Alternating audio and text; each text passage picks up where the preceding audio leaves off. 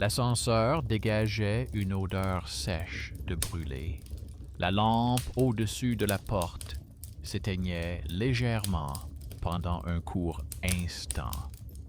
La caméra en forme de dôme clignotait d'un point rouge lorsque la lumière était éteinte.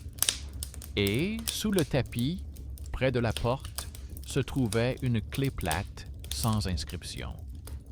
Comme si quelqu'un était déjà venu et avait pris l'habitude de laisser une trace pour revenir.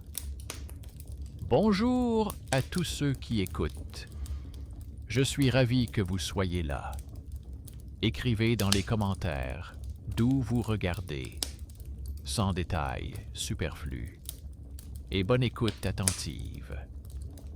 Nous vivions à 3 et tout était réparti équitablement, avec des lettres sur les reçus et des lignes simples dans un cahier. Je travaillais comme coursier après mon service principal pour pouvoir payer le loyer et mettre de côté de l'argent une fois par semaine pour les médicaments de ma mère. La voisine faisait des gardes de nuit comme infirmière et rentrait au petit matin, silencieuse, fatiguée et ponctuelle. Le troisième voisin rendait des maquettes et aimait s'étaler sur le canapé avec son ordinateur portable, ce qui lui valait d'être considéré comme paresseux dans l'immeuble, même si ses programmes étaient toujours ouverts et que ses délais coïncidaient avec le calendrier. Nous nous en tenions à des accords simples, une fois par semaine, le sol, une fois par mois, les relevés des compteurs, une fois par saison, les ampoules dans le couloir. J'avais surtout peur de perdre mon logement, car j'avais déjà été hébergé temporairement chez des proches. Et j'avais compris à quel point il était facile de se faire mettre à la porte de la cuisine d'un étranger. C'est pourquoi je rassemblais les reçus dans des dossiers transparents, notais les dates en toutes lettres, alignais les lignes des factures de charge jusqu'à ce que les chiffres s'alignent parfaitement et qu'aucun ne dépasse. Les premiers changements m'ont semblé ridicules. Dans l'évier, il y avait chaque jour un plat de plus, comme si quelqu'un mangeait plus proprement que nous et le posait de manière à ne pas faire de bruit. 3 serviettes étaient suspendues au crochet et une 4e, humide et raide, qui n'était pas la nôtre, était posée sur le radiateur. Une empreinte supplémentaire apparaissait sur le tapis, ni profonde ni légère, comme celle d'une personne qui sait où poser le pied pour que le plancher ne grince pas. Dans l'album commun du téléphone, où les photos de la cuisine et du couloir étaient automatiquement enregistrées, une silhouette floue apparaissait au bord de la paire d'images, comme si elle avait été capturée accidentellement par l'objectif. Je nettoyais, je faisais signe de la main et je notais quand même dans mon carnet une assiette en trop, une serviette d'origine inconnue, une 4e bosse sur le tapis, un bord flou sur les photos. Ma voisine m'a dit que cela venait du changement, lorsque le cerveau éteint le superflu. Un voisin a marmonné que c'était ainsi que fonctionnaient les vieux téléphones avec stabilisation, en estompant les mouvements des autres.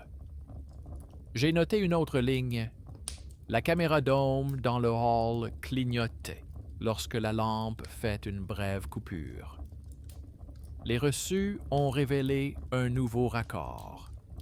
Sur l'électricité, une part s'est affichée en petits caractères, comme si le compteur avait soudainement vu un 4e locataire et avait soigneusement réparti la charge en 4 parts égales. L'eau s'est comportée de manière plus subtile. Le graphique de consommation a acquis une colonne semi-transparente moyenne, comme si le programme essayait de rattraper ce qui n'existait pas. J'ai pris la bande de l'interphone de la semaine auprès du concierge et j'ai vu les lignes étroites invitées entre nos 3 clés comme un couteau coincé entre 2 tranches.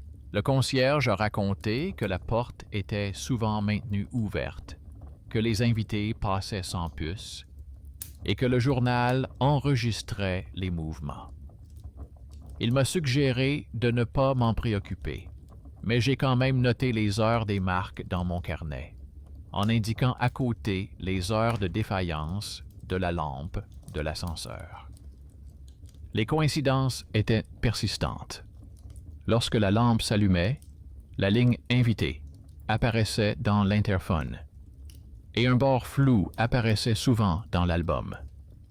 J'ai décidé de renforcer la surveillance, et c'est ce choix qui a rapproché la menace. Dans la cuisine, j'ai installé une vieille caméra compacte sur un trépied. Je l'ai orientée vers la table et l'embrasure de la porte. Je l'ai allumée le matin et je ne l'ai pas éteinte avant la nuit. J'ai versé une fine couche de farine sous le tapis pour voir la direction des pas. J'ai collé une bande de papier sur la porte de l'intérieur, suffisamment fine pour se déchirer au moindre mouvement. Le soir, en descendant chercher le courrier, j'ai trouvé dans les boîtes aux lettres une enveloppe en carton sans adresse de retour, scellée avec du ruban adhésif gris portant le logo décoloré de la société de service. Sur l'étiquette figurait notre appartement et un nom de famille étonnamment similaire à celui de ma mère, à l'exception d'une lettre au milieu, comme dans les anciens passeports où les greffiers confondaient les voyelles. Le coursier à l'accueil a expliqué que l'adresse liée à l'objet était apparue automatiquement dans le service, qu'il n'était pas monté et l'avait laissé au rez-de-chaussée. J'ai apporté l'enveloppe dans l'appartement et l'ai posée sur la table à côté de la caméra et d'une feuille de papier vierge, même si notre règle était simple: ne pas ouvrir ce qui ne nous appartient pas. Je savais que j'enfreignais la règle, mais je voulais comprendre qui nous désignait comme le 4e et pourquoi. À l'intérieur, il y avait des chiffons propres, un paquet d'éponges bon marché, un ensemble de crochets, une brosse en plastique pour l'évier. Tout était neuf, très simple, avec au fond un carton fin portant la mention « Inventaire ». Une légère odeur d'entrepôt, celle qui émane des locaux de la direction, flottait dans l'air. J'ai photographié le contenu sur le fond de la table, j'ai soigneusement tout remis en place, et je l'ai apporté au concierge, en lui demandant d'inscrire la réception dans le journal, avec l'heure en toutes lettres, et en précisant que l'adresse n'était pas confirmée par le propriétaire. Le concierge aimait l'ordre. Il a sorti un gros cahier et a inscrit la date en toutes lettres, avec sa signature manuscrite. J'ai ressenti un étrange soulagement à l'idée qu'au moins une chose cette nuit-là deviendrait une ligne et non une ombre. La maison réagit à sa manière. Dans le hall de l'ascenseur, la lampe s'alluma plus longtemps que d'habitude. Le point lumineux au sommet clignota, puis s'éteignit.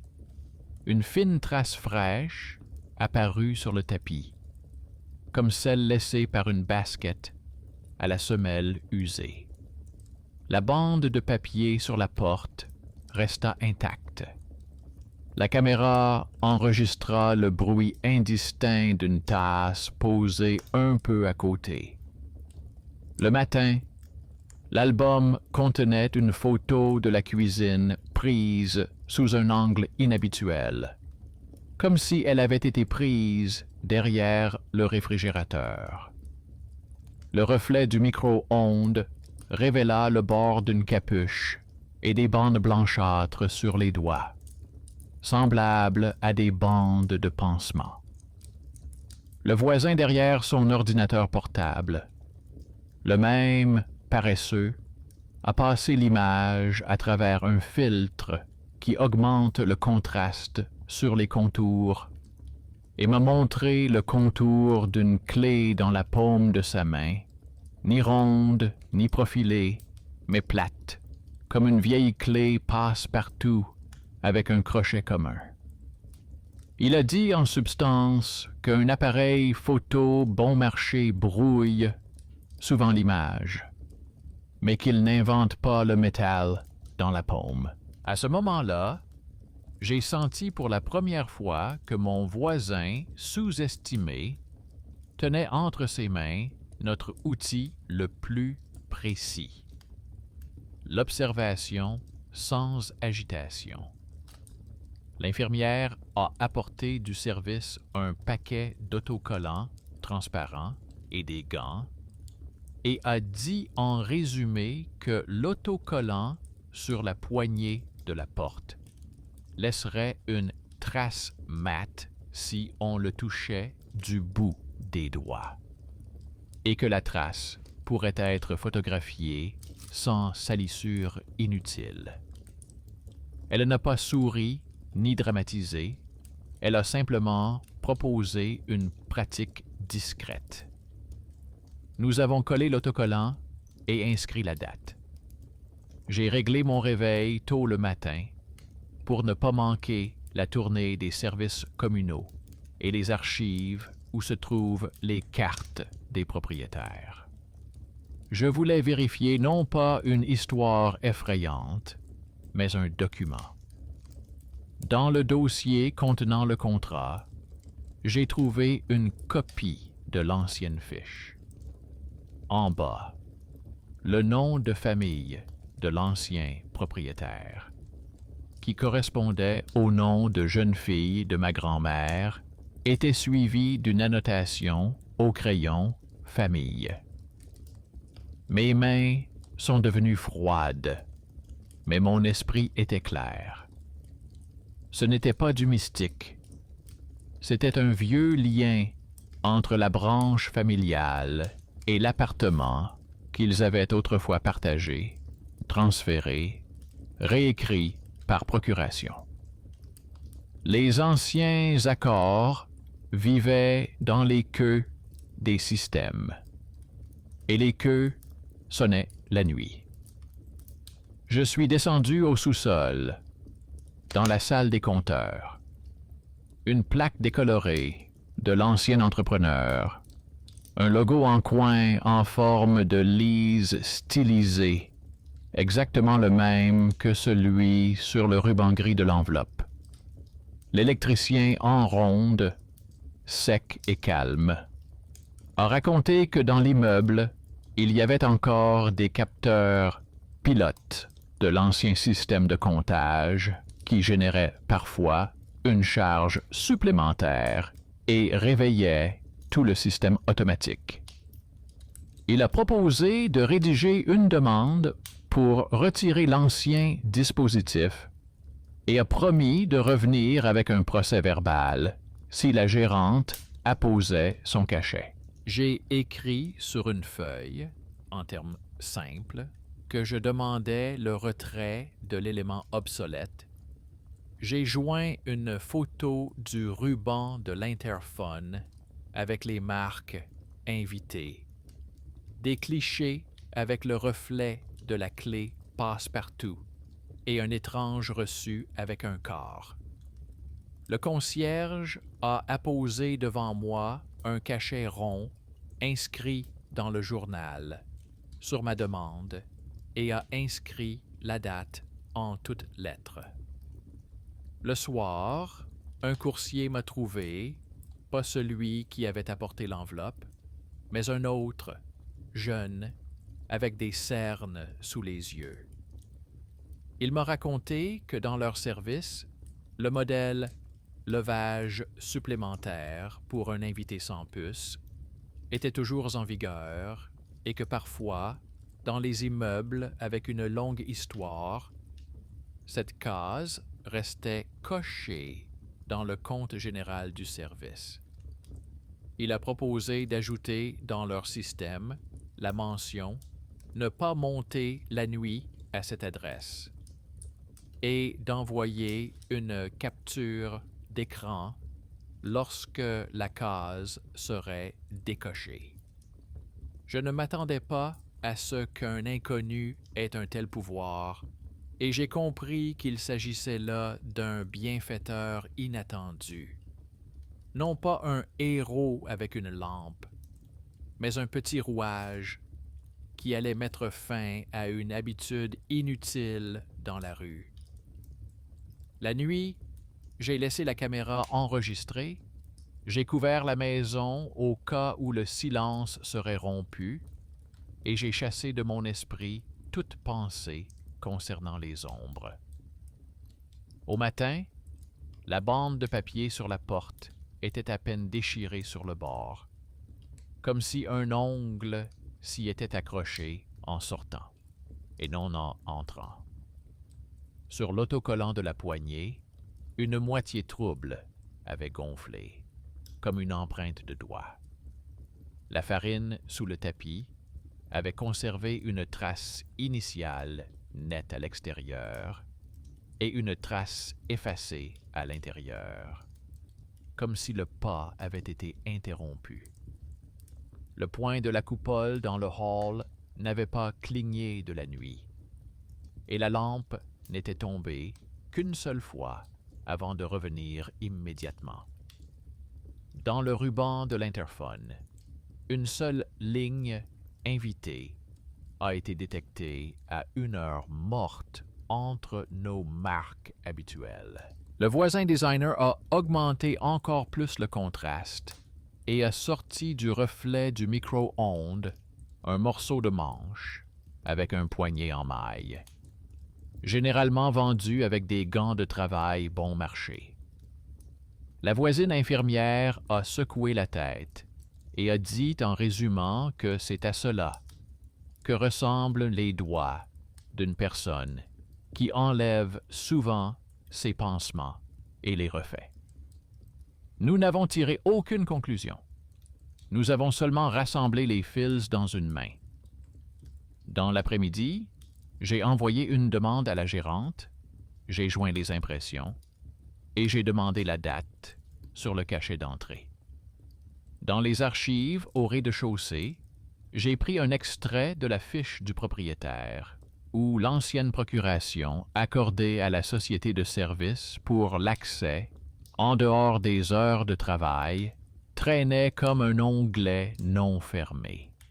L'archiviste m'a expliqué que la procuration pouvait être résiliée par une demande de l'utilisateur actuel en présence d'un contrat de location, si l'ancien propriétaire n'y voyait pas d'inconvénient. J'ai envoyé une deuxième demande, joint une copie du contrat et demandé que tous les accès communs obsolètes soient supprimés. Il a acquiescé et m'a tendu un formulaire sur lequel j'ai inscrit en toutes lettres le jour, le mois et l'année. Le soir, une nouvelle feuille non tamponnée est apparue sur le tableau d'affichage commun près de l'entrée, avec le motif familier d'une petite fleur de lys dans le coin.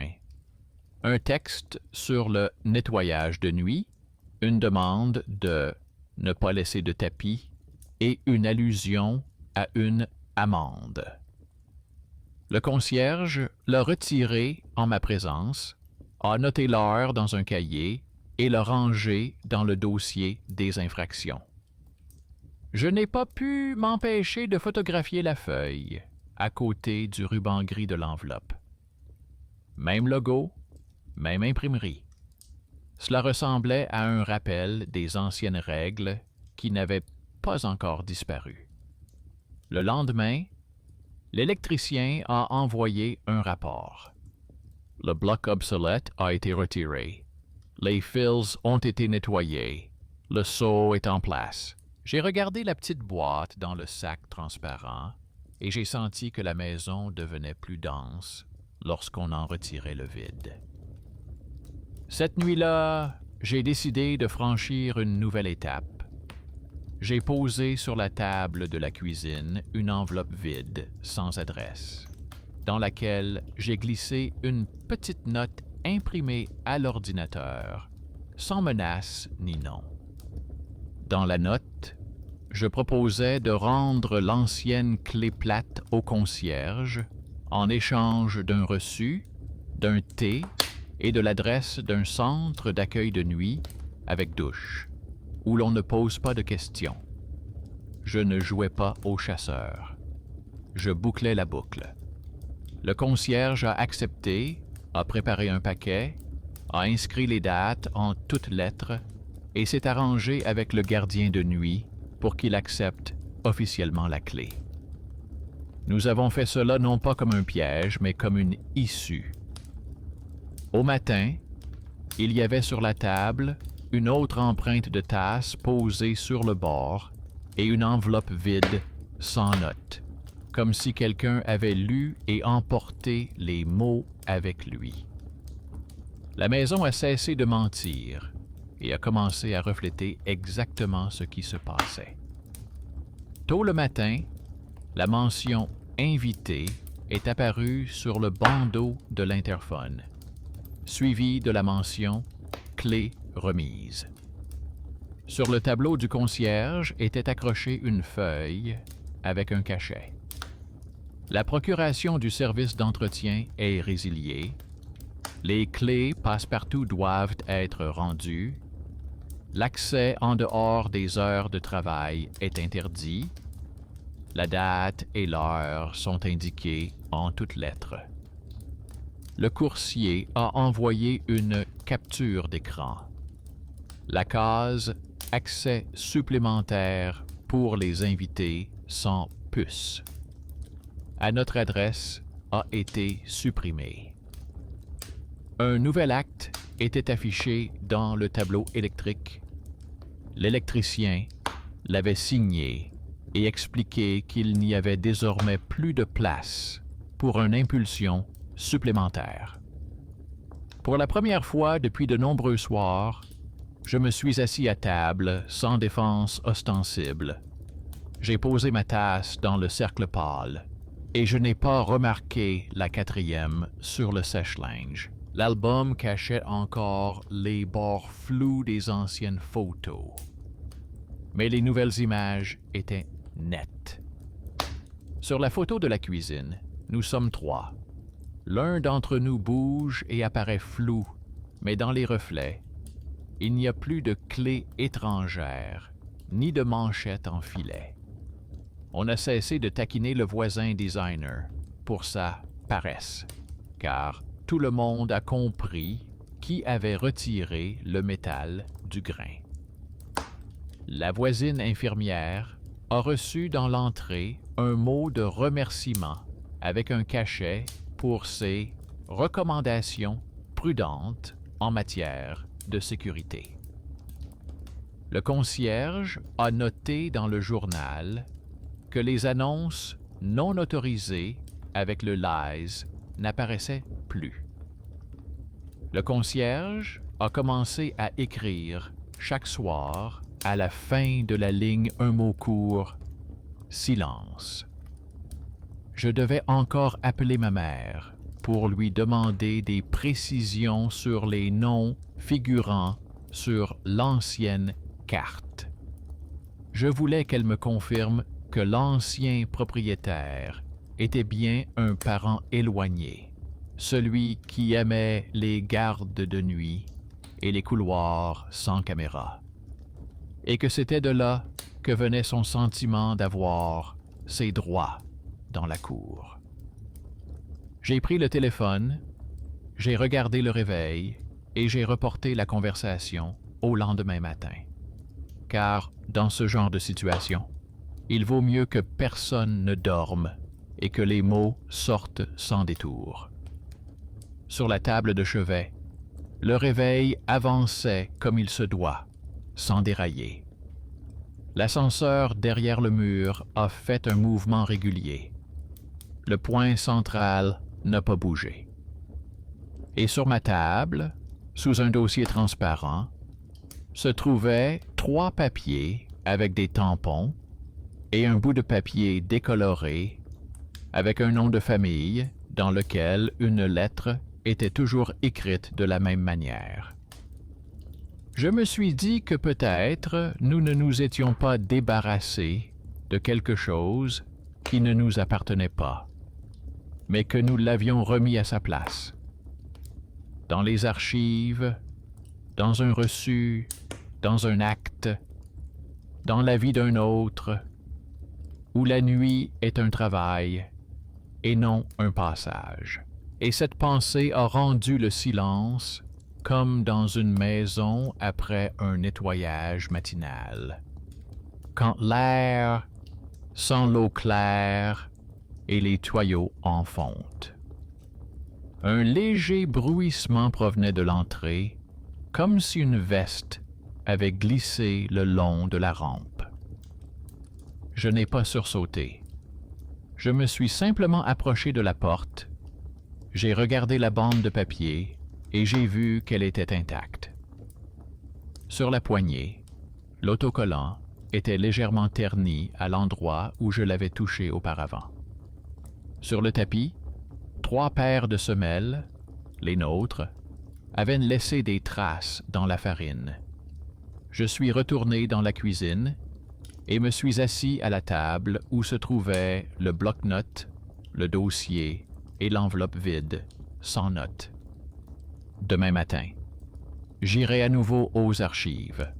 Je prendrai une copie de la procuration résiliée avec la date écrite en toutes lettres.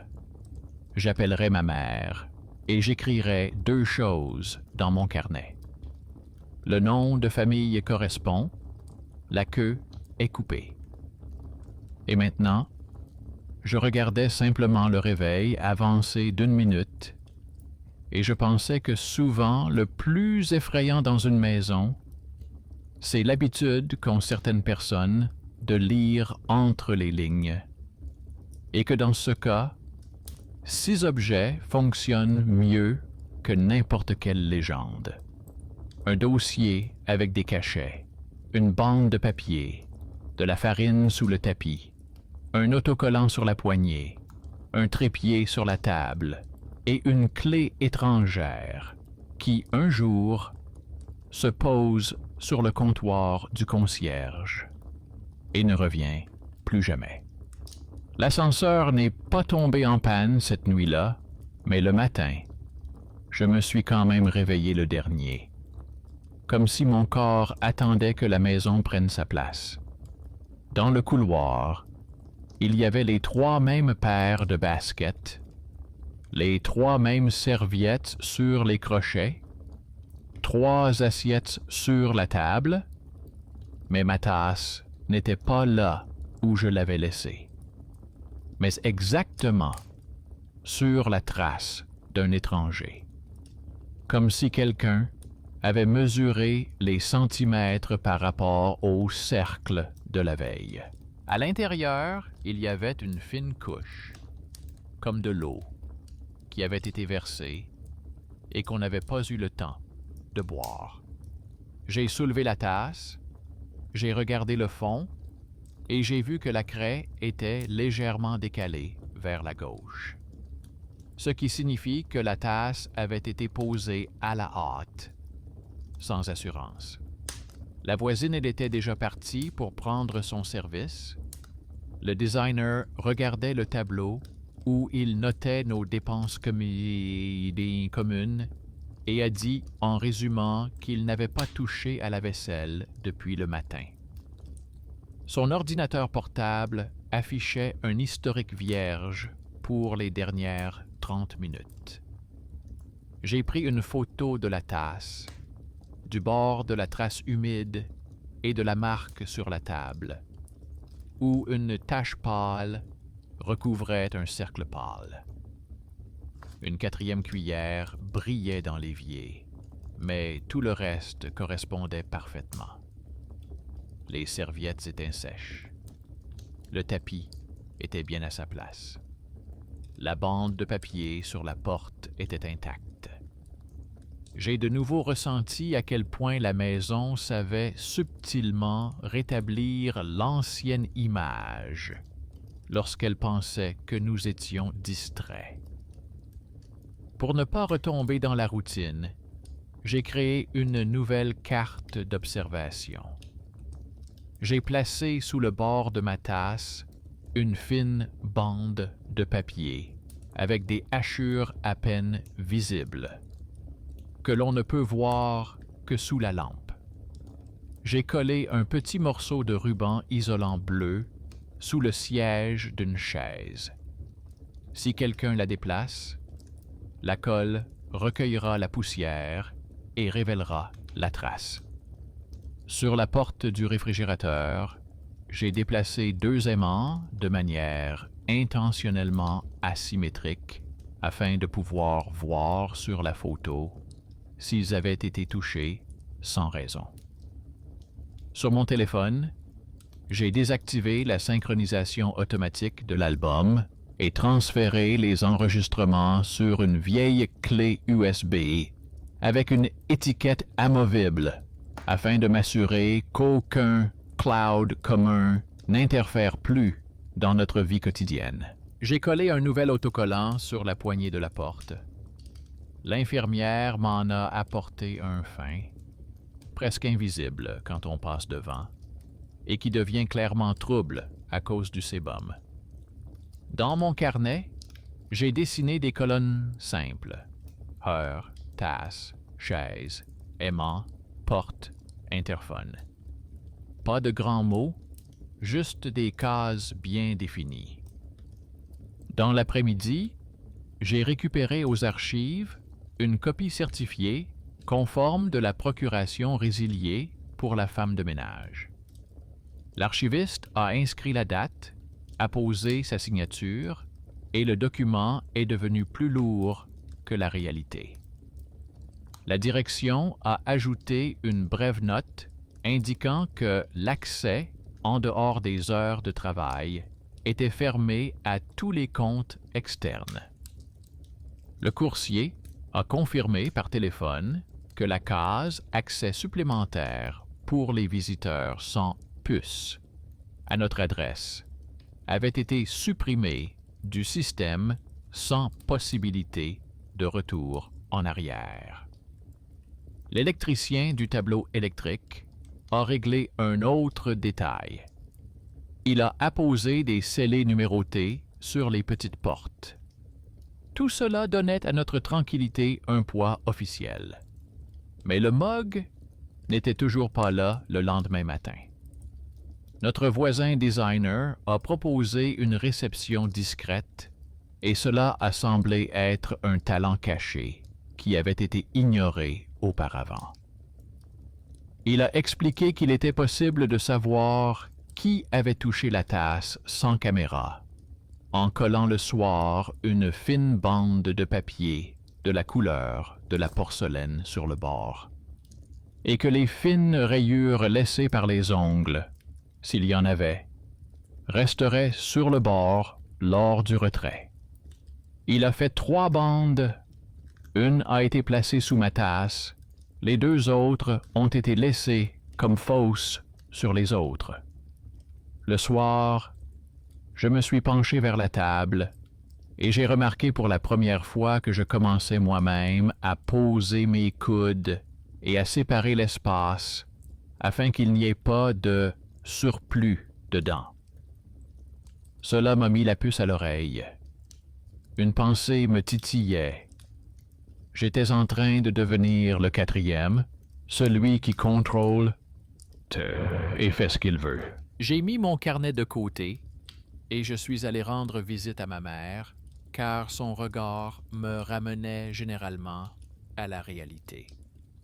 Ma mère m'a écouté longtemps sans m'interrompre. Elle m'a raconté qu'il y avait dans leur branche familiale un cousin qui aimait les corps de nuit et les paniers à clés des gardiens. Un homme qui avait la fâcheuse habitude d'entrer là où on l'avait autrefois aidé. Elle a raconté des épisodes succincts. Il avait aidé lors d'un déménagement, avait gardé chez lui une clé plate datant de l'époque des travaux, avait promis de la rendre et ne l'avait pas fait. Puis il y avait eu une dispute, puis le silence. Et, remarquant que je tirais déjà de cette histoire un ennemi pour moi, elle a ajouté doucement en racontant que les habitudes ne ressemblent aux gens qu'en apparence, mais qu'elles se brisent plus facilement. Ces mots ont réduit le drame à sa plus simple expression. Je suis rentré chez moi sans flamme, mais avec une compréhension. Nous avions déjà fermé la partie étrangère du nœud. Il ne restait plus que la partie nôtre dans la maison, nos blessures et nos automatismes. Cette nuit-là, nous avons fait une expérience silencieuse. Chacun s'est couché comme d'habitude. J'ai réglé le réveil tôt, éteint les lumières superflues et laissé l'appareil photo en mode rafale afin de ne pas enregistrer les bruits, mais de prendre une photo par minute. 3 tasses étaient posées sur la table, une bande de ruban isolant sur une chaise, un autocollant sur la porte, des aimants posés de travers sur le réfrigérateur. L'ascenseur dans le hall respirait régulièrement. Le point central ne clignotait pas. Je me suis endormi sans intention de capturer quoi que ce soit. Je me suis réveillé au son de la sonnerie habituelle. Dans la cuisine, les tasses étaient à leur place. La mienne était recouverte d'une bande de papier qui n'avait pas été déchirée.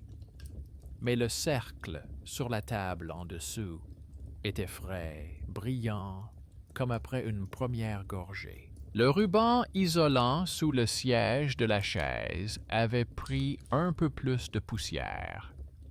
La chaise avait été déplacée avec précaution. Les aimants sur le réfrigérateur avaient bougé d'un pas presque invisible. L'autocollant sur la poignée de la porte était resté transparent. La bande de l'interphone était vide.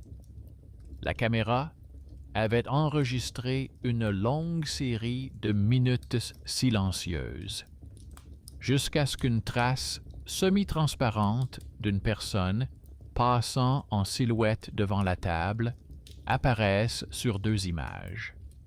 Le reflet de la porcelaine a révélé une ombre douce et le plateau de la table un léger reflet.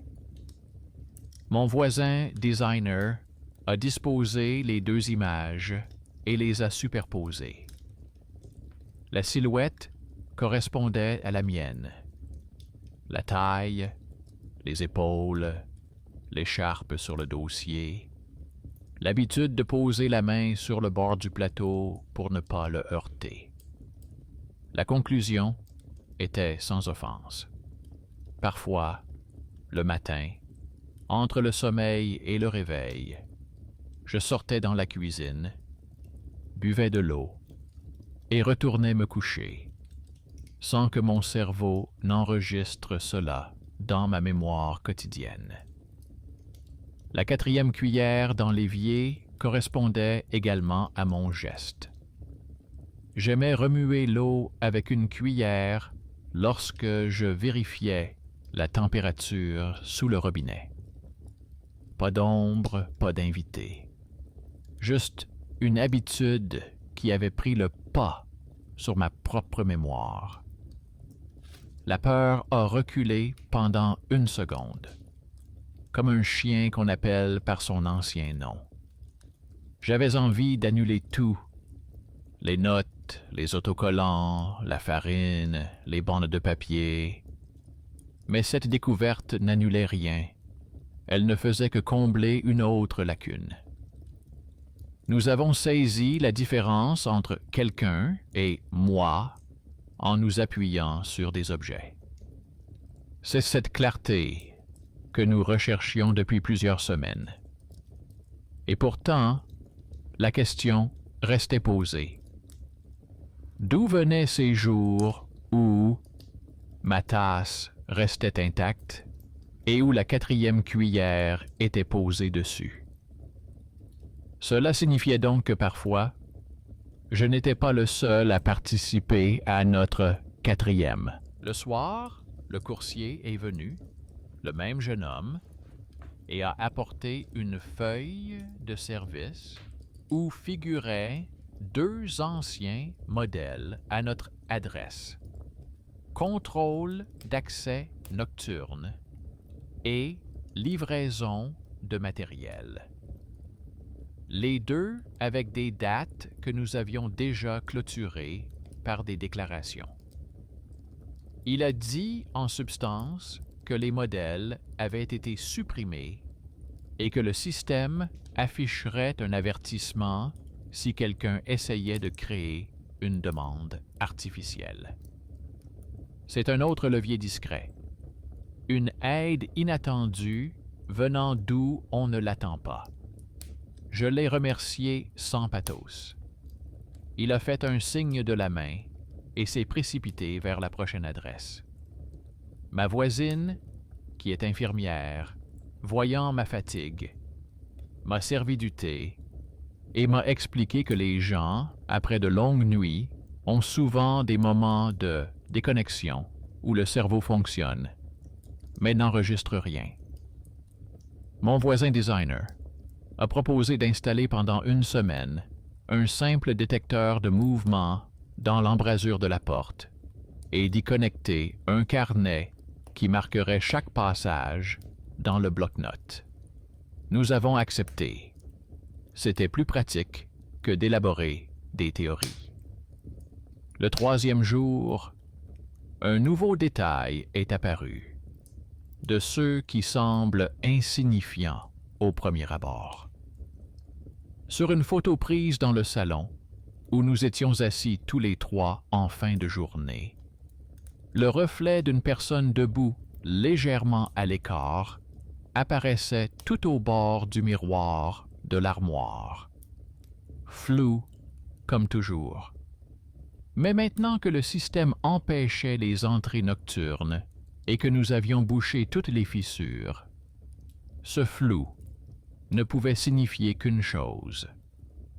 L'un des voisins avait amené un invité sans prévenir, ou était monté discrètement par le balcon commun qui relie les 2 anciennes ailes de l'immeuble.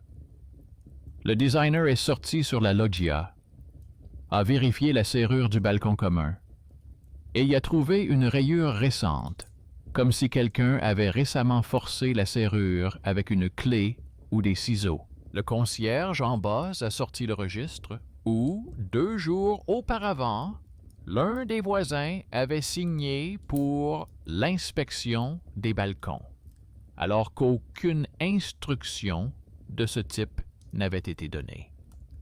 Il n'y avait pas de cachet. Le même motif de lisse dans le coin. Nous avons emprunté l'escalier de l'entrée voisine et avons trouvé sur le tableau un mince feuillet avec les mêmes mots concernant le nettoyage. Le concierge a raconté que quelqu'un avait accroché le papier hier soir et l'avait rapidement retiré, et qu'il n'avait pas eu le temps de le noter. J'ai senti que la vieille habitude de rentrer sans demander la permission.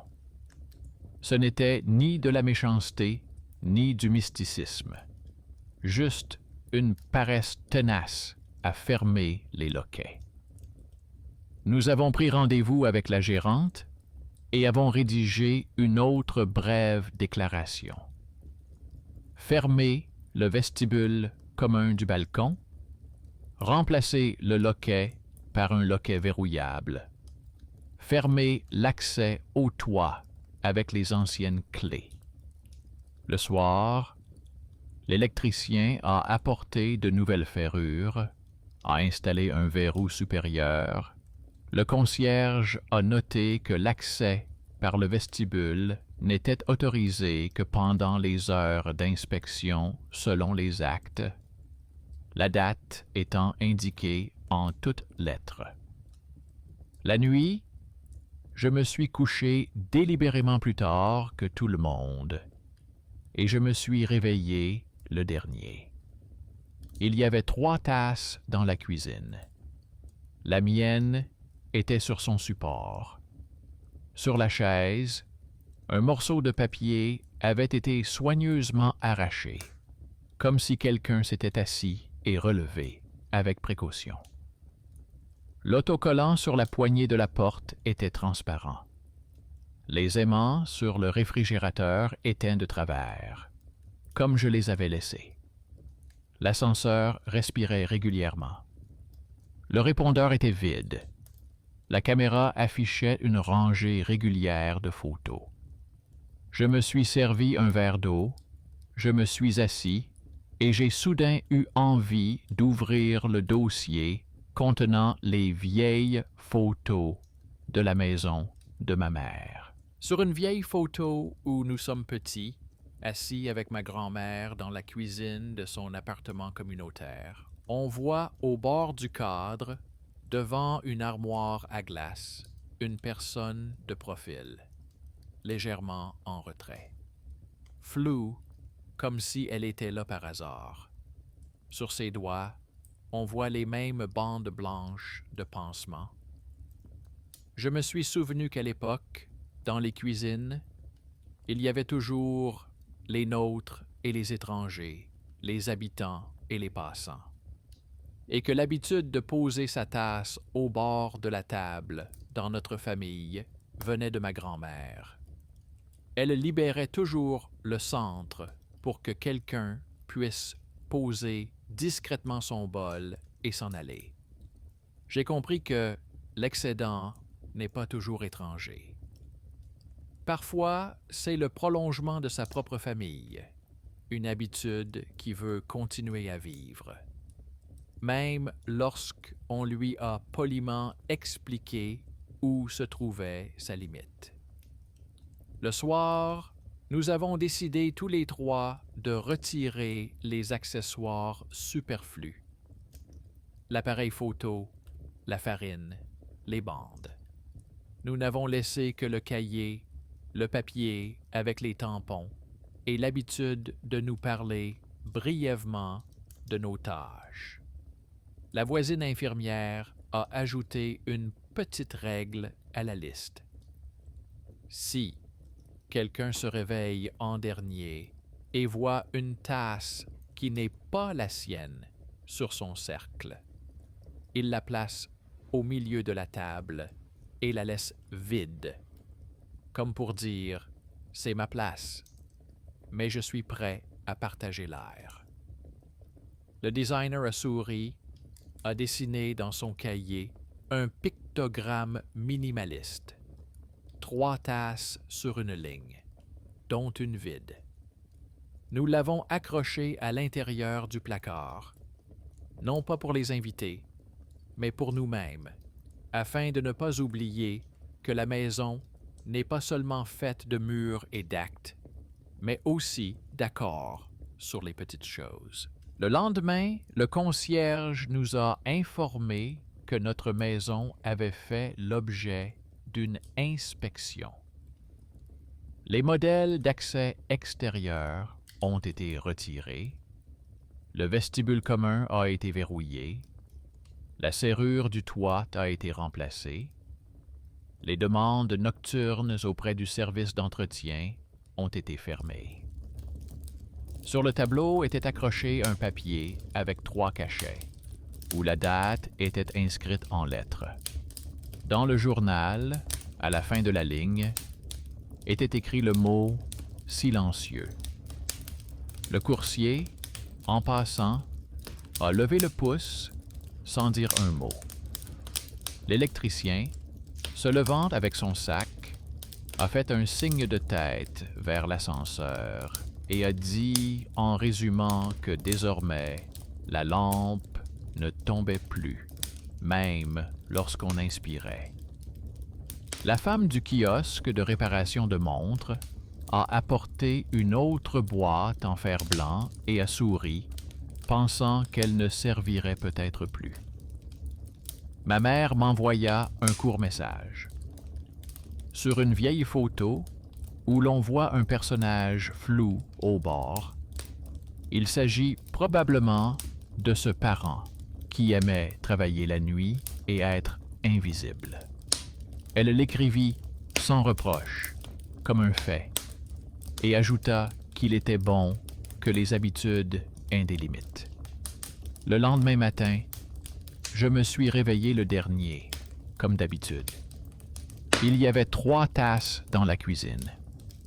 La mienne était vide, sur son socle. Le silence habituel régnait au-dessus de la table.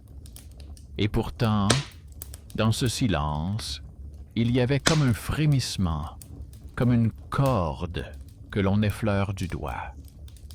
Non pas parce que la peur nous guette derrière la porte, mais parce que la maison est vivante et qu'elle mettra toujours à l'épreuve nos accords.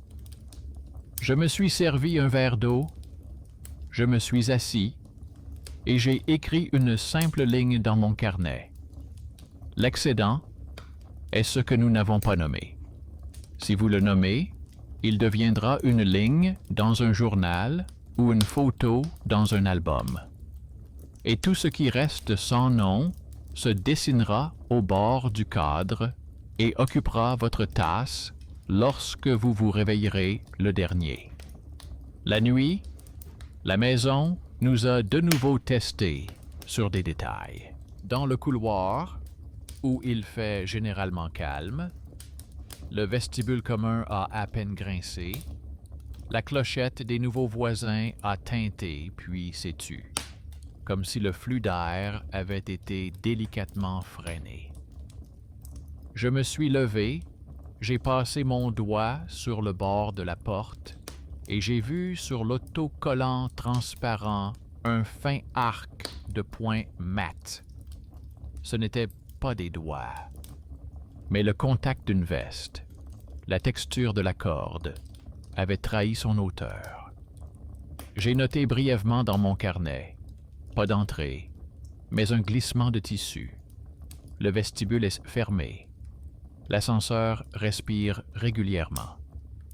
Le matin, dans la boîte aux lettres, il y avait une enveloppe épaisse, sans adresse de retour, soigneusement découpée sur le bord avec un cutter. À l'intérieur, il y avait une impression de notre photo de cuisine prise avec le téléphone du voisin, mais sur la photo, une 4e tasse avait été discrètement ajoutée au stylo noir. La ligne étrangère passait par-dessus le reflet, comme quelqu'un qui sait où la porcelaine reflète la lumière. Le papier sentait l'encre bon marché. Une bande lilas pâle s'étendait sur les marges. Trace d'une cartouche bon marché. J'ai pris une loupe. J'ai passé le long du bord. Le grain du papier correspondait à celui vendu au kiosque près de l'arrêt de bus, où nous achetons parfois des épingles et des piles.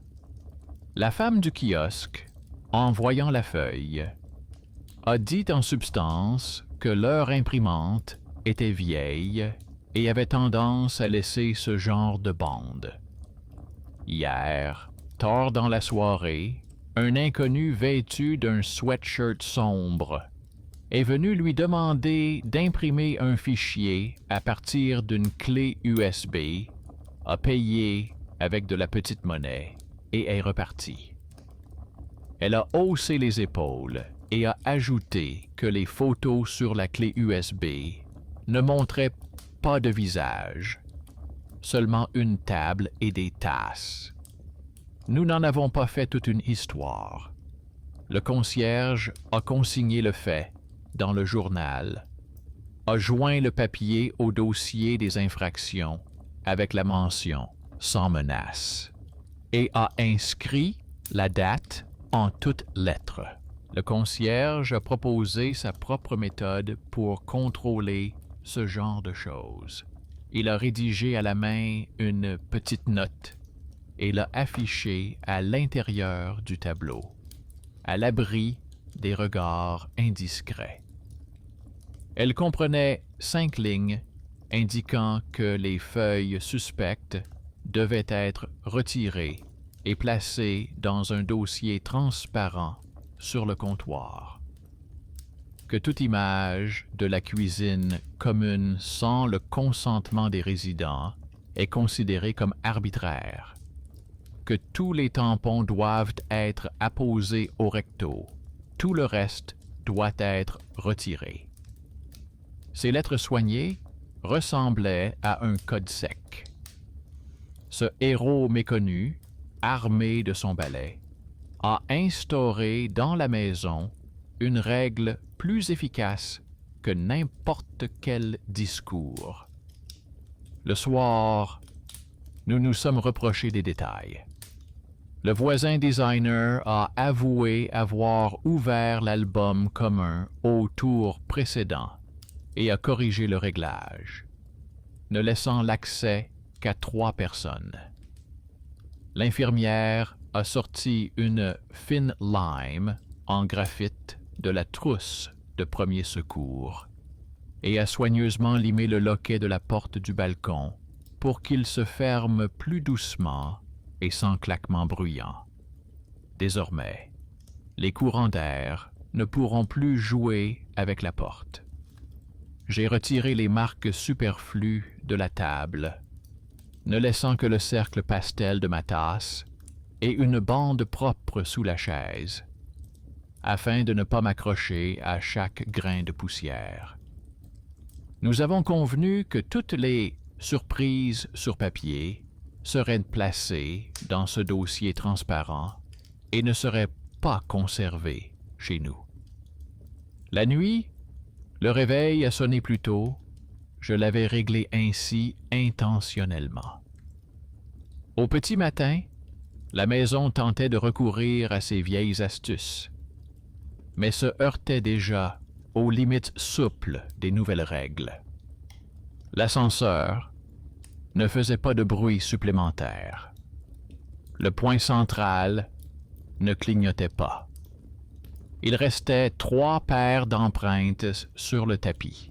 La caméra était silencieuse, car nous l'avions éteinte pour 1 semaine. Et cette décision a soudainement dissipé notre inquiétude.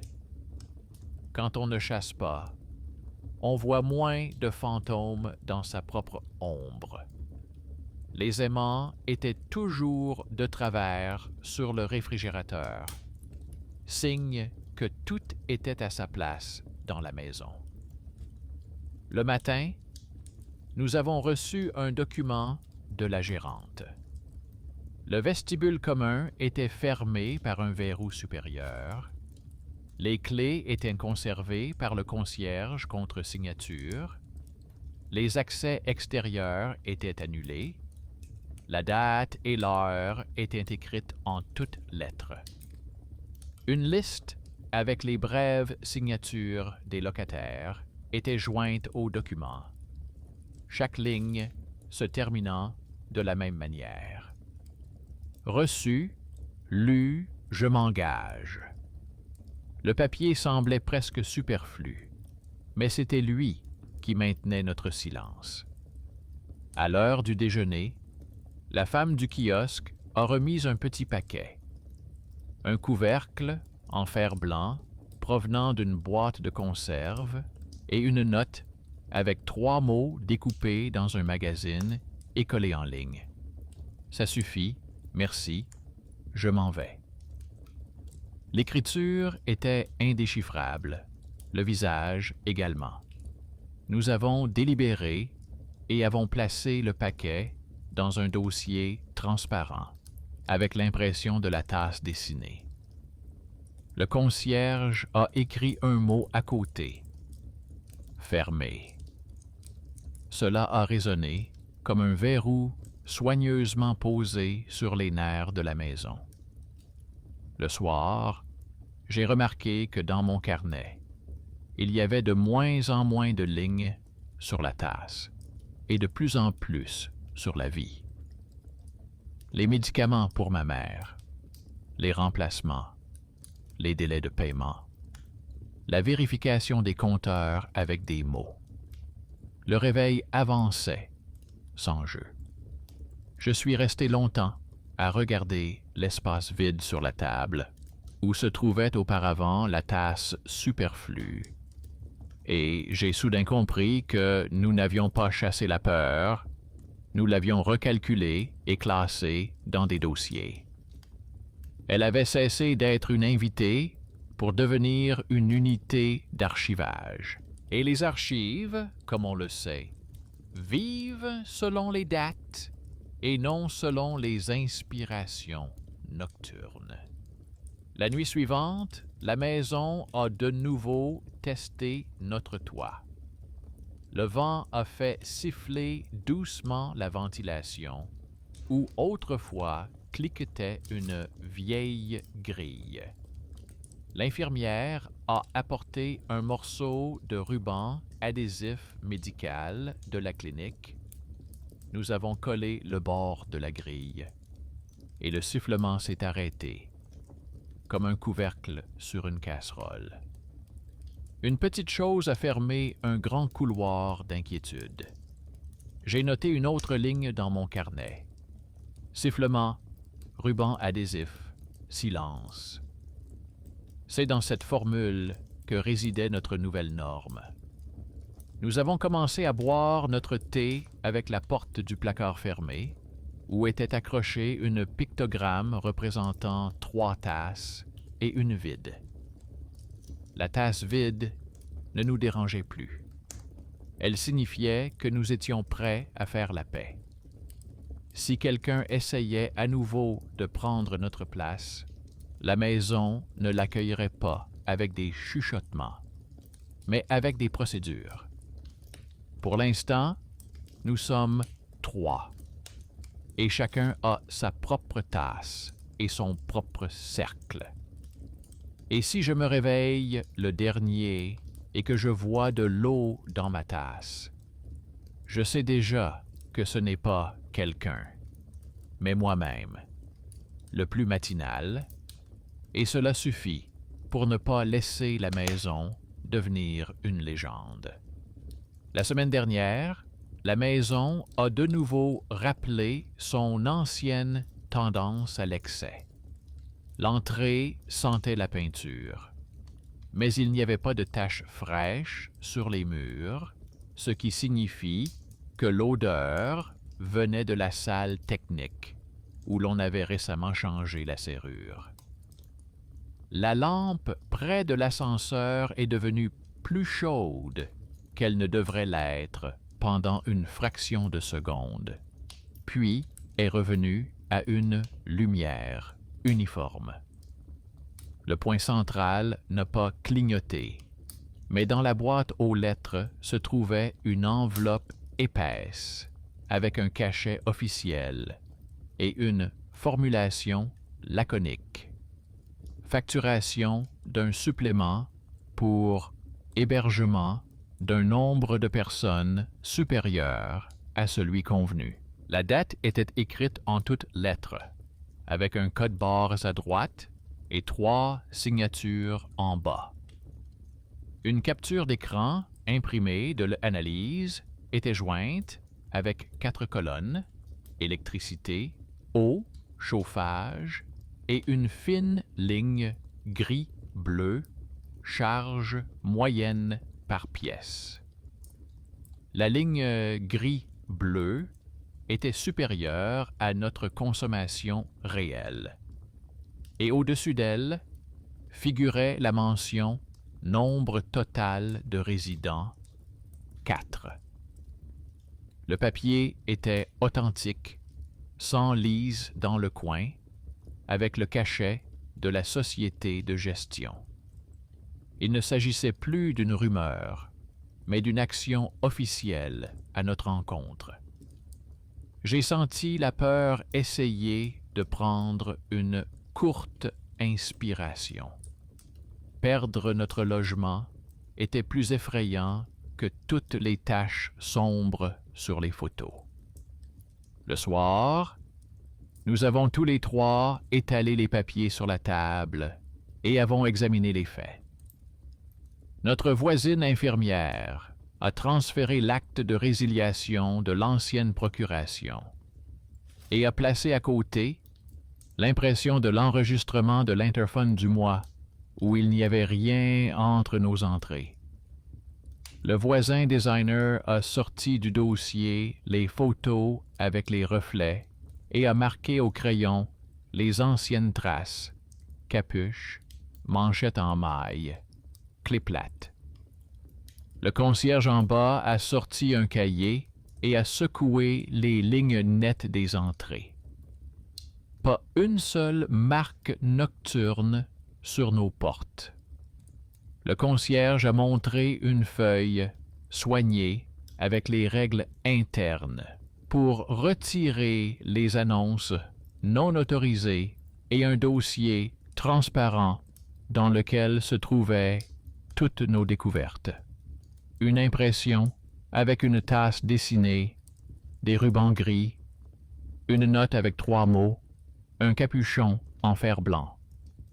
Chaque objet avait désormais une adresse et une date en mots. Mais le papier concernant le supplément était posé à part, comme une pierre impossible à retirer avec des preuves de la vie quotidienne. Je suis allé voir l'archiviste. Il a calmement ouvert le fichier et m'a montré d'où venait la ligne gris-bleu. Elle ne provenait pas de relevés réels, mais d'un canal virtuel qui avait été connecté dans l'immeuble à l'époque du programme pilote et que l'on avait oublié de déconnecter dans plusieurs appartements. Le canal comptait non seulement les chiffres des compteurs, mais aussi les marqueurs comportementaux. L'heure d'allumage de la lumière dans l'entrée, la fréquence d'ouverture des portes selon les capteurs, le fonctionnement de l'interphone, la consommation moyenne par colonne montante, le système, voyant l'ancienne combinaison, procuration pour accès nocturne, plus les rares lignes invitées et 2 annonces affichées par erreur faisant allusion au nettoyage, a conclu qu'il y avait 4 occupants. L'archiviste a dit en substance que cela suffisait formellement pour facturer un supplément, jusqu'à ce qu'une personne vienne avec le registre et nous raye de la liste des appartements avec canaux virtuels. J'ai compris que nous étions sortis de l'ombre, mais un détail nous empêchait encore de payer le supplément. Un bienfaiteur inattendu s'est présenté de lui-même. Un jeune employé du service technique, celui qui avait auparavant aidé à supprimer la case « ascenseur supplémentaire », a envoyé un court message dans le chat commun de l'immeuble.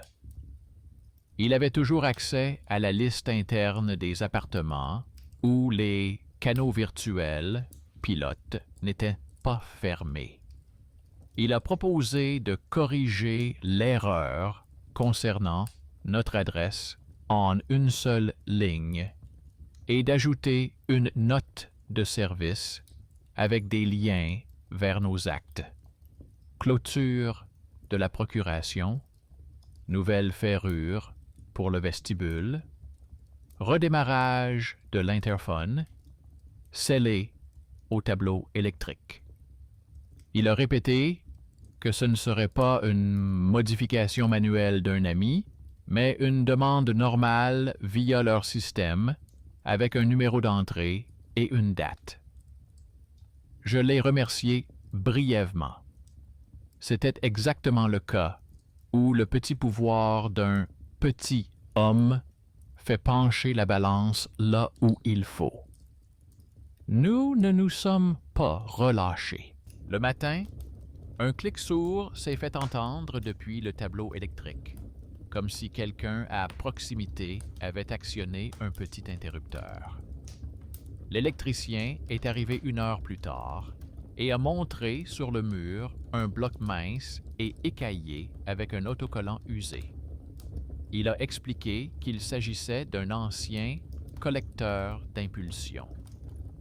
Il lit les moments où le réseau s'affaiblit en quelques fractions de secondes et les envoie au système sous forme de signal comportemental.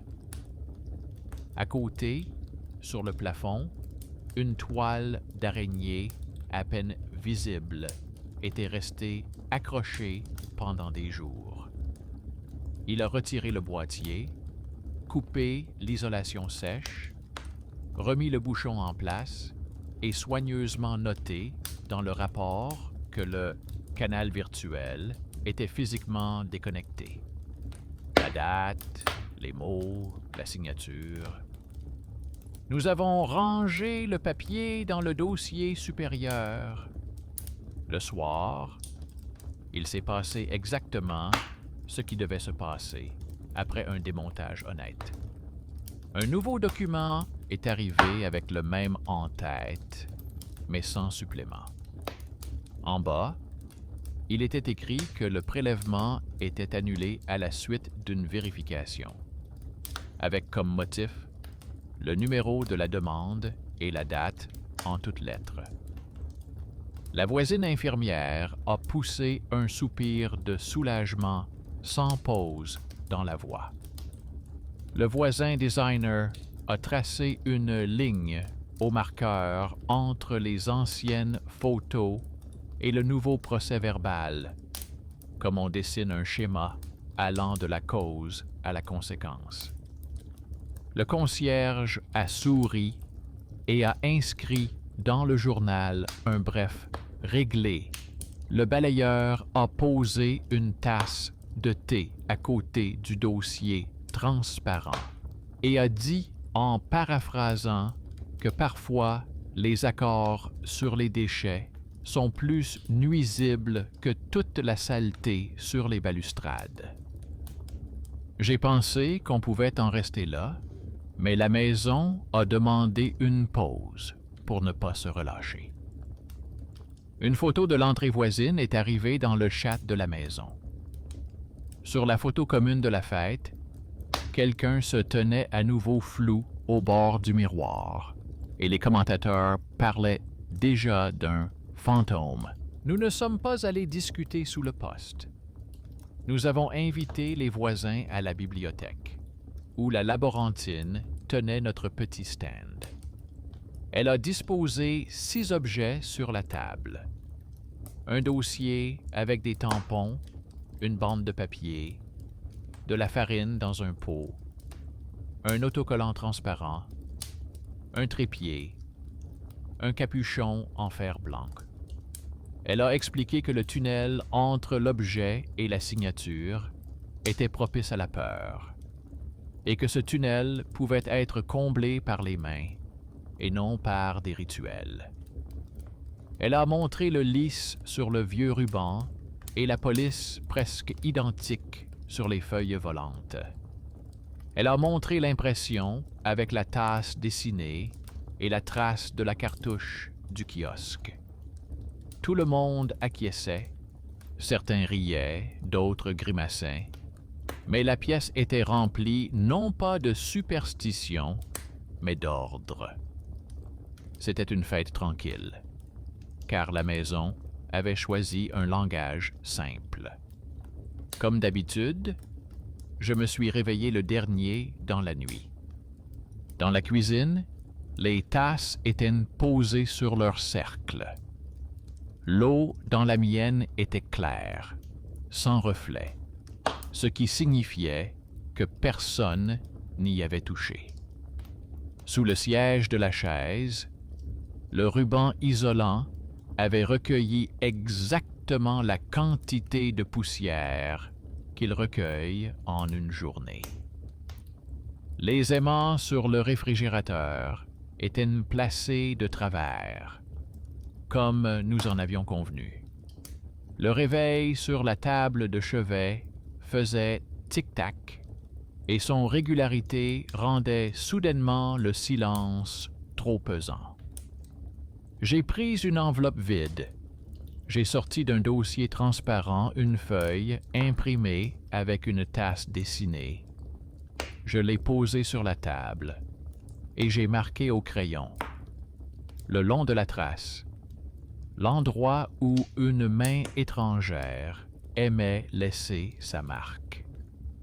Il s'est avéré que cet endroit correspondait exactement à l'endroit où ma grand-mère posait autrefois sa tasse dans sa cuisine pour libérer le centre de la table. J'ai compris que l'ombre ne quitterait pas la maison pour toujours.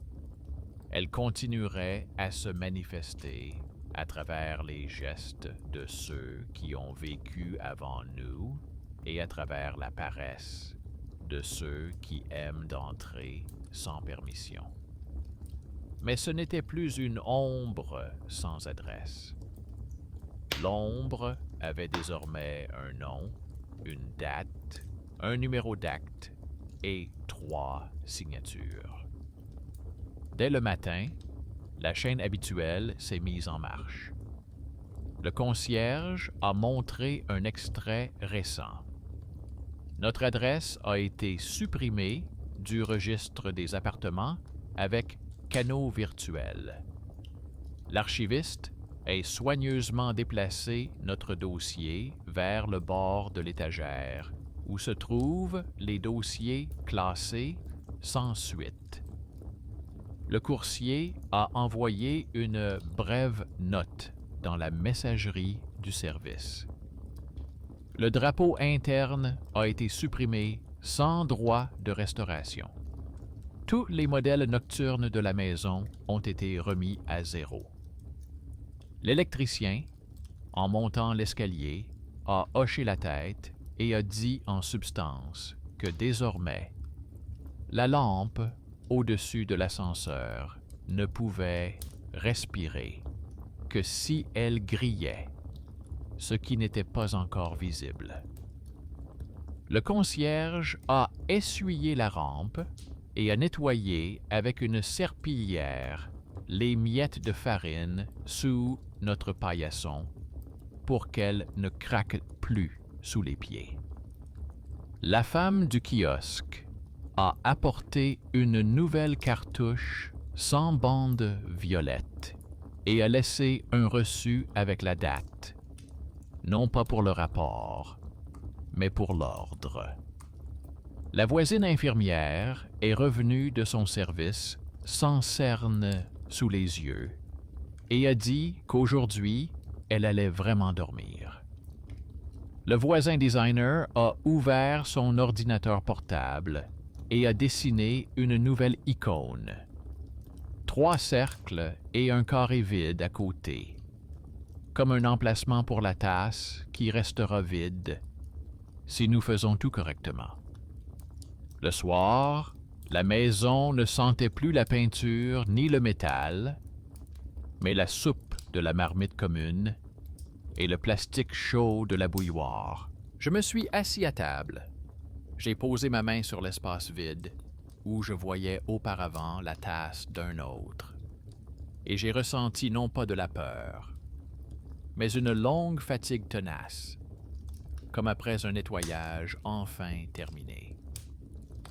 Nous n'avons pas vaincu le monstre. Nous avons appris à la maison à respecter un certain ordre et à remarquer les petits détails. Il s'avère que cela suffit pour que les nuits ne gâchent plus les journées. Dans la boîte aux lettres se trouvait le dernier document, petit, sans en-tête officielle.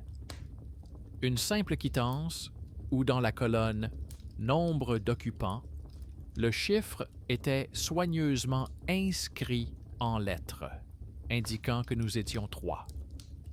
À côté, le montant, sans calcul caché. En bas, une petite ligne en petits caractères. Données corrigées selon les actes, tous les canaux virtuels désactivés. Je rangeais le papier dans un dossier, souris au ciel derrière la vitre, et, pour la première fois depuis des semaines, je ne remarquais pas que l'ascenseur derrière le mur faisait un soupir supplémentaire. La maison respirait régulièrement. Tous les 3, nous portions notre tasse de thé à nos lèvres et la reposions à sa place. Et si un jour, dans l'album, quelqu'un apparaissait à nouveau flou sur le bord, je savais déjà quoi faire. Ne pas chasser l'ombre, mais la joindre au dossier, afin que la peur ait une dé et un cachet à la place d'un visage. C'est cela, la détente. Quand ce qui fait peur devient papier et cesse de hanter les nuits comme chez soi.